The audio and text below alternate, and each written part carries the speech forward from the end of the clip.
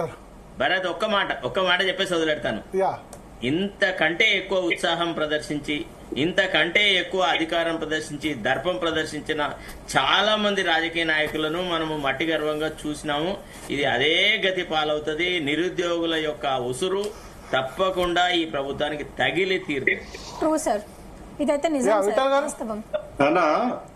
ఒకసారి మీరు ఇప్పుడు పబ్లిక్ కమిషన్ మెంబర్ అయితే ఏం చేసేవాళ్ళు?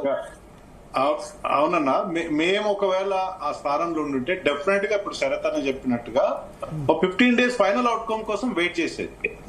కానీ ఇప్పుడు ఏం జరిగింది, కోర్టు డైరెక్షన్ ఒకటి ఇచ్చింది, ఇంటర్మ్ డైరెక్షన్, మీరు you can go start process అని, కంటిన్యూ ద ప్రాసెస్ అని.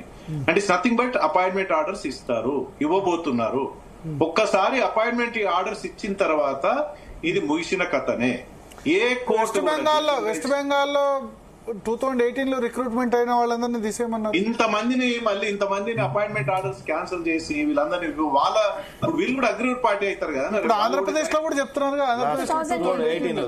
563 మెంబర్స్ కూడా మళ్ళీ వీళ్ళ ఆర్గ్యుమెంట్ కూడా వినాల్సి వస్తుంది రేపు. సో నేనేమంటున్నట్టే, ఒక్కసారి అపాయింట్మెంట్ ఆర్డర్స్ ఇచ్చిన తర్వాత 99.9 వాళ్ళ అపాయింట్మెంట్ ఆర్డర్స్ కంప్లీట్ అయినట్టే, ఈ గ్రూప్ 1 కథ ముగిసినట్టే. సరే, అగ్రిమెంట్ పార్టీ ఇప్పుడు ఎవరైతే నష్టపోయిన విద్యార్థులు సుప్రీంకోర్టు దాకా కొట్లాడుతుండొచ్చు, నేను కాదనట్లేదు. సుప్రీంకోర్టు ఒకవేళ జడ్జిమెంట్ ఇస్తే ఈ నష్టపోయిన విద్యార్థులకు వాళ్ళకి సూపర్ న్యూమర్ పోస్ట్ ఏదైనా క్రియేట్ చేసి అపాయింట్మెంట్ ఆర్డర్స్ ఇవ్వాలని ఒక డైరెక్షన్ ఇస్తే తప్ప వీళ్ళని క్యాన్సిల్ చేయమని చెప్పదు. చాలా సందర్భాలు గత ప్రెసిడెంట్ బ్రదర్, గ్రూప్ 1 స్థాయిలో సూపర్ న్యూమరీ పోస్ట్ ఉండవు. ఒకళ్ళు ఇద్దరు అన్యాయం జరిగినప్పుడు మాత్రమే సూపర్ న్యూమరీ వ్యవస్థ అనేది వస్తుంది తప్ప you cannot create an alternative system by way of creating super న్యూమరీ post. ఒకవేళ రివాల్యుయేషన్ అందరికి చేసినా గానీ ఈ సెలక్షన్ ఉన్న 563 మెంబర్స్ మళ్ళీ వీళ్ళ డిలీట్ అయ్యి కొత్త వాళ్ళు రారు కదా. ఇప్పుడు మెజారిటీ వాళ్ళు వచ్చే అవకాశం ఉంటది. 10-20% కొత్త వాళ్ళకి అవకాశం రావచ్చు, 10-15. ఒకవేళ రివాల్యుయేషన్ అంటూ జరిగి ఉంటే అది కాదు కదా. ఇప్పుడు నేనేమంటే October 15th జరిగేటువంటి ఆర్గ్యుమెంట్స్ అంతా fait accompli, it is lost the strength, దాని వైటాలిటీ పోయింది. దాన్ని నిర్వీర్యం చేయడమే ముఖ్యమంత్రి యొక్క మూల ఉద్దేశం. అందుకే ఉద్యోగ నియామకాలు ముఖ్యమంత్రి ఇవ్వడం ఎక్కడన్నా విన్నామా? ఈ దేశంలో ఇంతకాలంగా సర్వీస్ జూరిస్ప్రుడెన్స్ ఉంది కాబట్టి ఐఏఎస్ ఆఫీసర్లకు అపాయింట్మెంట్ లెటర్లు ప్రధానమంత్రి ఇవ్వాలి, మరి లేదా హోమ్ మినిస్టర్ ఇవ్వాలా? ఎక్కడన్నా ఉందా?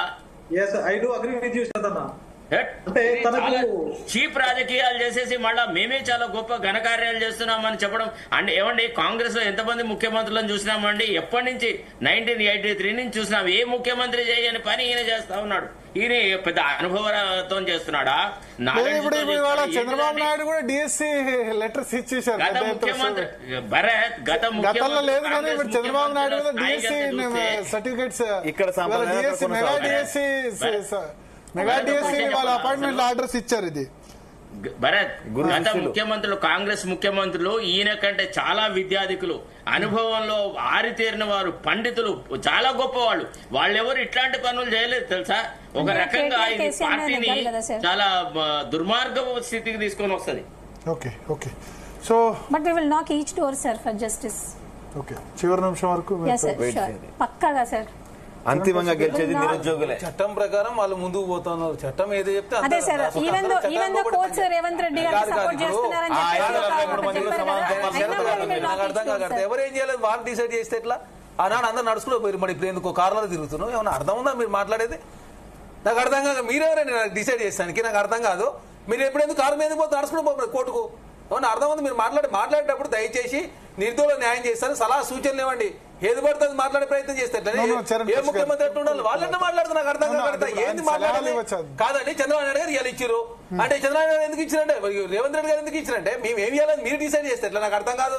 ఏమన్నా అదే కాకుండా నిర్దోళకు సంబంధించి ఇప్పుడు ఇవాళ సెలెక్ట్ అయిన వాళ్ళు నిర్దోళు కదా, వాళ్ళు కాంగ్రెస్ పార్టీ కార్యకర్తలు తీసుకున్నాం మేము ఉద్యోగాలు. ఏమన్నా మీరు మాట్లాడండి.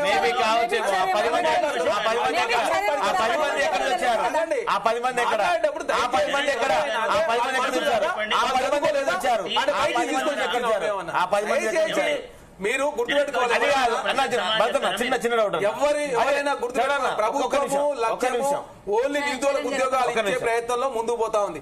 ఈ శరత్ గారు లాంటి వాళ్ళు రెచ్చగొట్టే ప్రసంగాలు ఎవరేం తినాలి, ఎట్లా ఉండాలి, కాంగ్రెస్ పార్టీ కార్యకర్తలు కాంగ్రెస్ పార్టీ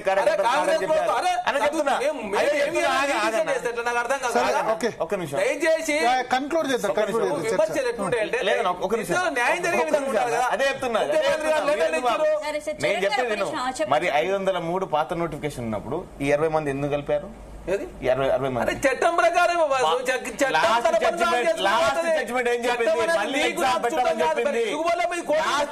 ఎగ్జామ్ పెట్టమని చెప్పింది కానీ రీనోటిఫికేషన్ ఇవ్వమని చెప్పలేదు.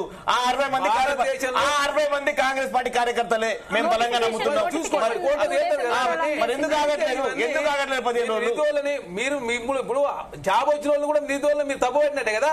మీలాగా వాళ్ళు కూడా చదువుకున్న వాళ్ళే కదా. అనవసరంగా ప్రతి రాజకీయం చేసే ఉద్దేశం కాంగ్రెస్ ఉద్యోగాలు ఇవ్వాలని చరణ్ కౌశిక్ గారు, మన ప్రత్యూష గారు, ఇంద్రనాయక్ గారు, శరత్ గారు, విఠల్ గారు, అదేవిధంగా ప్రసన్న హరికృష్ణ గారు, మొత్తానికి గ్రూప్ 1 కు సంబంధించి high court division bench almost green signal ఇచ్చింది. తుది ఉత్తర్వుకు లోబడి ఈ నియామకాలు ఉండొచ్చు అని చేసుకోవచ్చు అని చెప్పింది. ముఖ్యమంత్రి కూడా బహుశా 2 రోజుల్లోనే ఆయన నియామక పత్రాలు ఇవ్వబోతున్నారు. శిల్పకళా వేదికలో 562 కేవలం ఒక్క పోస్టు మాత్రమే పెండింగ్ లో పెట్టమని హైకోర్టు చెప్పింది. 562 మందికి నియామక పత్రాలు ఇవ్వబోతున్నారు. సో చూద్దాం, దీన్ని మళ్ళీ ఈ డివిజన్ బెంచ్ దాన్ని సుప్రీంకోర్టులో ఛాలెంజ్ చేస్తారా విద్యార్థులు? అల్టిమేట్ గా ఎప్పటికైనా సుప్రీంకోర్టుకు వెళ్లాల్సిందే. బట్ ఒక్కసారి ఉత్తర్వులు తీసుకున్న తర్వాత కోర్టులు అంత ఈజీగా దాన్ని కేసుని మళ్ళీ వాళ్ళకి ఇచ్చిన నియామకాలు రద్దు చేస్తారా అన్నదైతే చూడాల్సి ఉంది. చిన్న బ్రేక్ తీసుకుందాం. స్పందన బ్రేక్ తర్వాత